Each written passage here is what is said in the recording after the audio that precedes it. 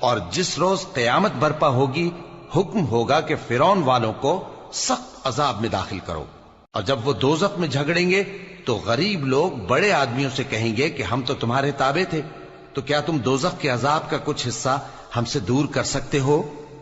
بڑے آدمی کہیں گے کہ تم بھی اور ہم بھی سب دوزخ میں ہیں، اللہ بندوں میں فیصلہ کر چکا ہے، اور جو لوگ آگ میں جل رہے ہوں گے وہ دوزخ کے داروغوں سے کہیں گے کہ اپنے پروردگار سے پکار کر کہو کہ وہ ایک روز تو ہم سے تھوڑا سا عذاب ہلکا کر دے۔ وہ کہیں گے کہ کیا تمہارے پاس تمہارے پیغمبر نشانیاں لے کر نہیں آئے تھے؟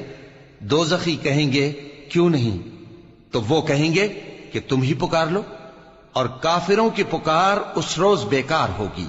ہم اپنے پیغمبروں کی اور جو لوگ ایمان لائے ہیں ان کی دنیا کی زندگی میں بھی مدد کرتے ہیں، اور جس دن گواہ کھڑے ہوں گے یعنی قیامت کو بھی، جس دن ظالموں کو ان کی معذرت کچھ فائدہ نہ دے گی، اور ان کے لیے لعنت اور ان کے لیے برا گھر ہے۔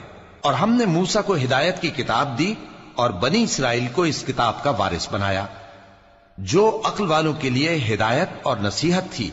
لہذا صبر کرو، بے شک اللہ کا وعدہ سچا ہے، اور اپنی کوتاہی کے لیے معافی مانگو، اور صبح و شام اپنے پروردگار کی تعریف کے ساتھ تسبیح کرتے رہو۔ اور جس روز